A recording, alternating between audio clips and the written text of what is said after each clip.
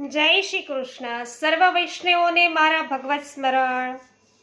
શ્રી ગુસાઈજી પરમ દયાલ કી જય. 252 વૈષ્ણવોની વાર્તા. વૈષ્ણવ 19માં કાયસ્થ બાપ દીકરો. હવે શ્રી ગુસાઈજીના સેવક કાયસ્થ બાપ દીકરો હિસારના રહીશ છે, તેમની વાર્તાનો ભાવ કહીએ છીએ. આ બાપ દીકરો બંને તામસ ભક્ત છે અને લીલામાં બાપ તો વ્રજાંગના અને દીકરો છે એ વ્રજ વલ્લભા છે. વ્રજાંગના પ્રેમ મંજરીથી પ્રગટ્યા હોય તેમના ભાવરૂપ છે અને વ્રજાંગનાની એક અતરંગીની એક ખાસ સખી છે, તે વ્રજ વલ્લભા છે. તે અહીં દીકરો થાય છે. બંને પિતા પુત્ર હિસારમાં રહે છે અને જેઓ નોકરી માટે દિલ્હી આવે છે. પૃથ્વીપતિ બાદશાહને ત્યાં નોકરીએ રહે છે અને ખૂબ જ દ્રવ્ય કમાય છે. પછી પિતા પુત્ર એક સમયે બંને આડે પરગાણામાં કોઈ કામસર જાય છે અને ત્યાંથી મથુરા વૃંદાવને દર્શનાર્થે આવે છે. ત્યાં દર્શન કરી અને બંને શ્રી ગોકુળ આવે છે અને ઠકુરાણી ઘાટ પર આવીને તેઓ ઊભા રહે છે. સ્વયં શ્રી ગુસાઈજી ત્યારે સંધ્યા વંદન કરી રહ્યા હોય છે અને બંને પણ તેમના દર્શન કરે છે. કોના દર્શન કરે છે? શ્રી ગુસાઈજીના એ દર્શન કરે છે. અને ત્યારે એ બંનેને જોઈ અને તેઓ કંઈક મંદ મંદ સ્મિત કરે છે. તો આ બંને બાપ દીકરાને જોઈ અને શ્રી ગુસાઈજી મંદ મંદ સ્મિત કરે છે અને પછી બંને મનોમન વિચારે છે કે તેઓ આપણને જોઈને મંદ સ્મિત રેલાવે છે, એમાં કોઈક જ કારણ હોવું જોઈએ. પછી પિતા શ્રી ગુસાઈજીને, મહારાજ, આપ અમને જોઈને હસ્યા તેનું કારણ શું છે? એમ નમ્ર ભાવે પૂછે છે. આથી તેઓ, અમે તો એમ જ અમારા સેવક સાથે વાતો કરતા હસીએ છીએ, એમ તેને જણાવે છે. આથી તે, મહારાજ, આ વાત તો અવશ્ય કહેવી જોઈએ. અમે તો અજ્ઞાની જીવ છીએ, તેથી કંઈ ગળ બેસે નહીં, એમ તેમને પુનઃ સવિનય જણાવે છે. તો આ બંને પિતા પુત્ર છે મથુરા વૃંદાવનમાં છે એ દર્શન કરીને શ્રી ગોકુળ આવે છે. તો અહીં તેમને યોગાનુયોગ શ્રી ગુસાઈજીના દર્શન થાય છે અને તેઓ બંનેને જોઈ અને લાગે છે કે એ બંને તેમને અંગે પૃચ્છા કરે છે. એ બંને તેમને, અમે તો કે અજ્ઞાની જીવ છીએ, જેથી અમને કંઈ ગળ છે એ બેસે નહીં, એમ તેમને કહે છે. તો અહીં એ બંને પોતે અજ્ઞાની હોવાથી અને તેમના સ્મિત પાછળ રહેલા કારણની સમજ છે પડતી નથી, એવી કબૂલાત શ્રી ગુસાઈજી સમક્ષ કરે છે. એથી અહીં પિતા પુત્ર બંને સ્પષ્ટ વક્તા છે એવી છાપ એ બંનેની અહીં ઉપસે છે. તો આ જ બાબત એ બંનેની શાલસતા અને નમ્રતા પણ દર્શાવે છે. શ્રી ગુસાઈજી તેની દીનતા જોઈને અને એને તમે કે તમારું સ્વરૂપ ભૂલી અને આમ તેમ ભટકો છો, તેથી તમને જોઈને અમે હસ્યા. એ કે તમે તમારું સ્વરૂપ ભૂલી ગયા છો. શ્રી ગુસાઈજી એમ કીધું, કેમ કે અમને લાગ્યું કે આ પોતાનો જન્મ એમ જ વેડફી નાખે છે, એમ કહે છે. હવે આ કાયસ્થ છે શું કહે છે કે, મહારાજ, હવે તો આપ કૃપા કરીને અમારા સ્વરૂપનું જ્ઞાન કરાવો. તો અમને આપ શરણે લો. આપ સાચું કહો છો કે અમે અમારો જન્મ છે એ તો નાહક વેઠવી રહ્યા છીએ. તો એમ સવિનય જણાવે છે. શ્રી ગુસાઈજી એમની તાલાવેલી જાણીને એ બંનેને તમે કે યમુના સ્નાન કરીને જટ મંદિરમાં આવવા આજ્ઞા કરે છે. અમે તમને બંનેને ત્યાં શરણે લઈશું, એમ તેમને જણાવે છે. શ્રી ગુસાઈજી એમને શ્રી નવનીત પ્રિયાજીના સાનિધ્યમાં સમક્ષમાં નામ નિવેદન કરાવે છે. એ પછી તેઓ પોતે અનુસર કરીને બેઠકમાં પધારે છે. બંને પિતા પુત્ર આવી અને તેમને દંડવત કરે છે અને મહારાજ, અમે અજ્ઞાની જીવ છીએ, માટે કૃપા કરીને અમને આપના સ્વરૂપનું જ્ઞાન કરાવો, એવી વિનંતી તેમને કરે છે. તો પિતા પુત્ર બંને પોતાનું સ્વરૂપ ભૂલી અને આમ તેમ ભટકે છે. એ બંને પોતાનો જન્મ છે એ નાહક જ વૃથા જ કરી રહ્યા છે એમ લાગવાથી પોતે હસ્યા એવો રહસ્ય ફોટ છે શ્રી ગુસાઈજી એ બંનેની આગળ કરે છે.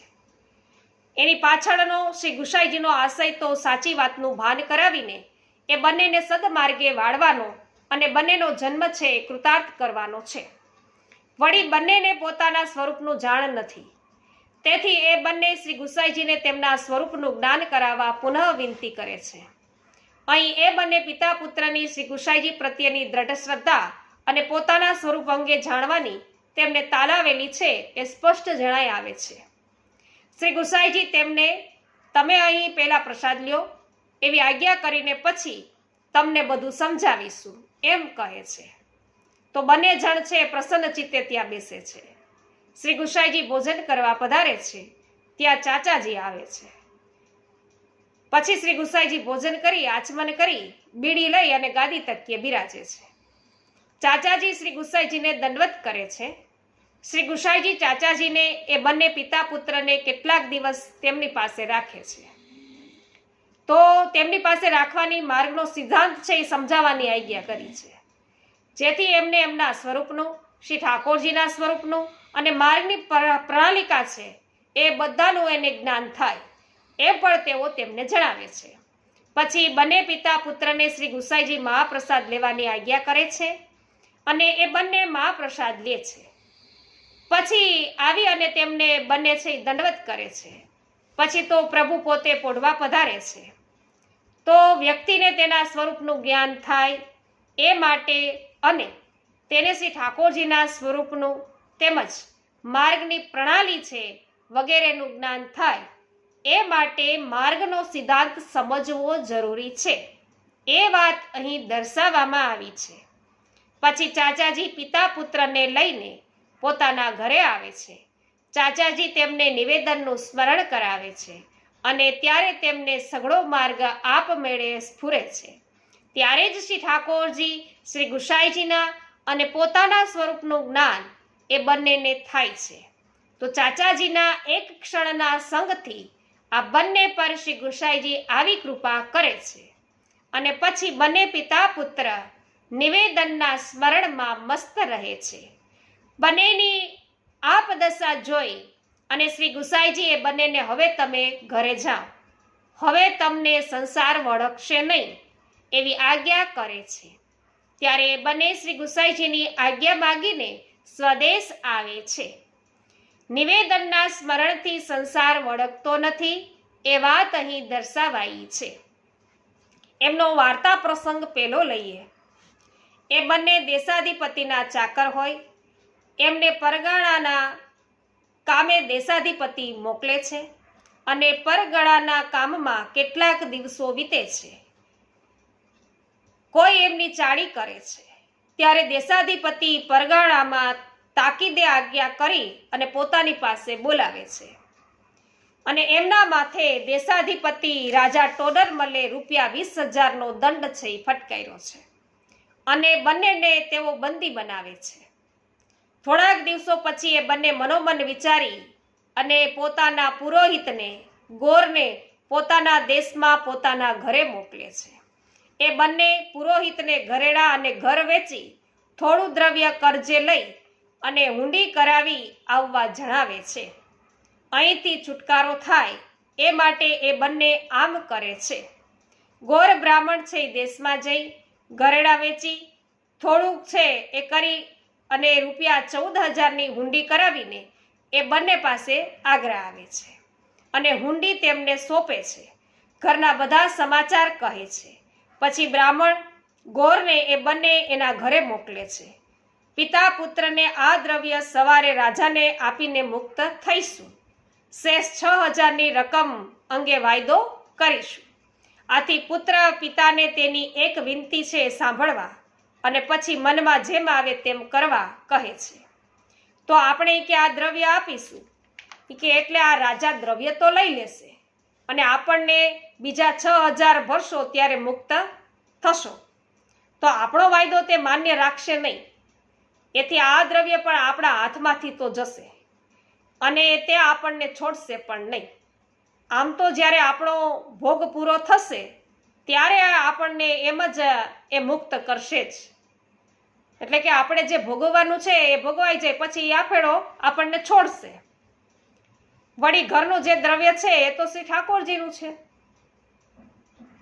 એ ઋણનું દ્રવ્ય છે, એ આપણા માટે બ્રહ્મ ઋણ બનશે. એથી મારી વાત માનો તો આ હુંડી શ્રી ગુસાઈજીને આજ પુરોહિત દ્વારા શ્રી ગોકુળ મોકલી દો, રાજાને નથી દેવું. કે આપણે નિવેદન કરેલું ત્યારે બોલેલા કે ઘર સ્ત્રી પુરુષ બધું સમર્પણ કર્યું છે, તેથી આ દ્રવ્ય આપવાથી આપણે મુક્ત થવાના નથી. તો રાજાને એવો પણ ભ્રમ થશે કે આપણે આટલું દ્રવ્ય આપ્યું છે તો એમની પાસે બીજું દ્રવ્ય પણ હશે, તો એથી રાજા આપણને છોડશે નહીં. આમ પુત્ર પિતાને છે એ સમજાવીને કહે છે. તો પિતા પુત્રની ચુગલી કરતા તેમને ₹20,000નો દંડ અને કેદની સજા છે એ રાજા કરે છે. પિતા પુત્રને કેદ કરાય છે. એથી તેમના કોઈ દુશ્મન હોવાનું અહીં જણાઈ આવે છે, તો જ ચુગલી કરી હોય ને. વળી રાજા પણ તે બંનેને સાંભળ્યા વિના જ સજા અને દંડ કરે છે, તેથી તે કાચા કાનનો હોવાનું પણ સંભવ છે.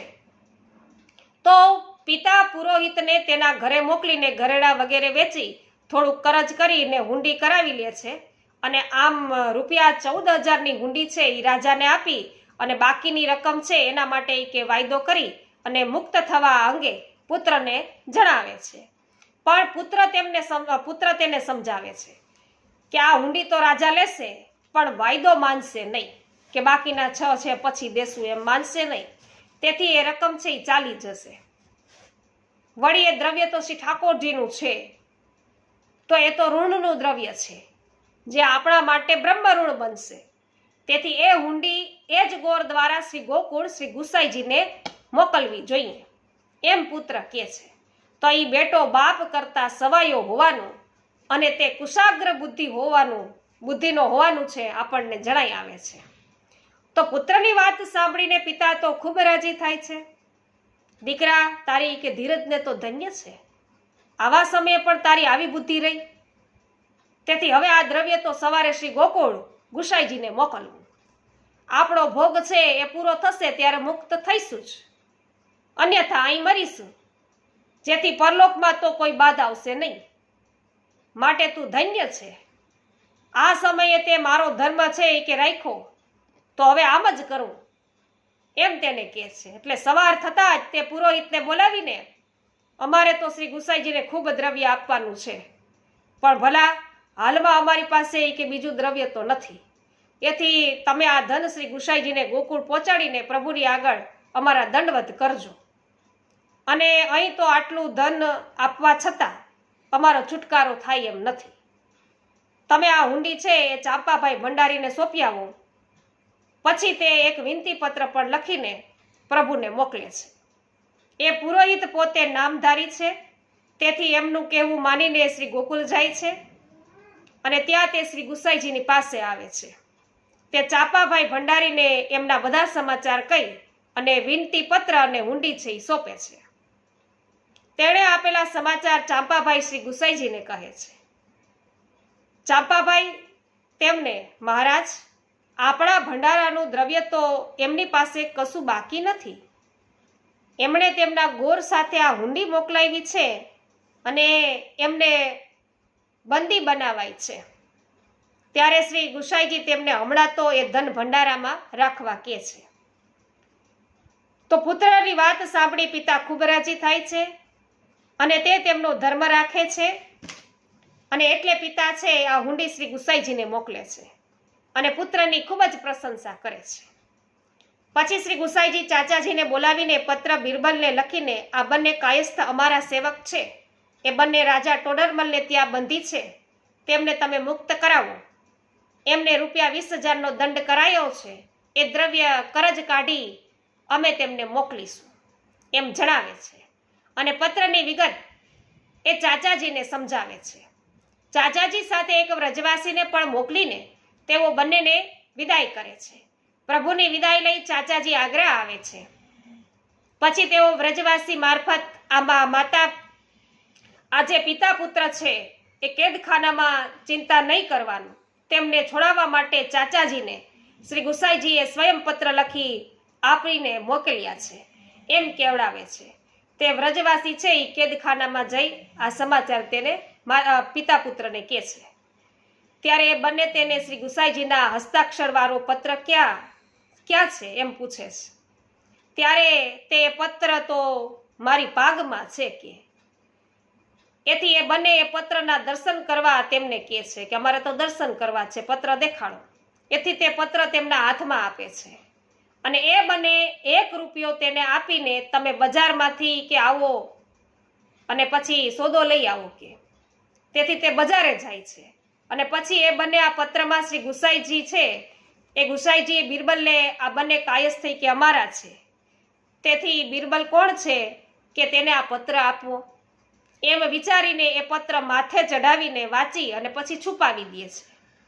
તો શ્રી ગુસાઈજી બિરબલને પત્ર પાઠવે છે જેમાં તેઓ આ બંને કાયસ્થ અમારા સેવક છે. રાજા ટોડરમલે તેમને બંદી બનાવ્યા છે તો તેમને મુક્ત કરાવો. તેમને કરેલા દંડની રકમ અમે કરજ કાઢીને તેમને મોકલાવીશું એમ જણાવે છે.